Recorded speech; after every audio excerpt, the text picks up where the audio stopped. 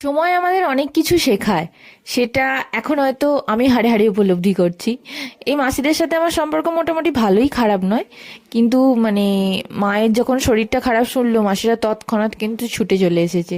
এবং শুধু যে ছুটে এসেছে তা নয়, ঠাকুরেরকে পুজো দিয়ে তার ফুলের আশীর্বাদ, মানে ঠাকুরের পুষ্প, প্লাস এসে বাড়ির সমস্ত কাজকর্ম যতটা যা গুছিয়ে দিয়ে যাওয়া যায় সবটা, মানে এই জন্যই হয়তো রক্তের সম্পর্ক বলে না যে কখনো বিট্রে করে না, এটা হয়তো তাই তার প্রমাণ বলা যেতে পারে।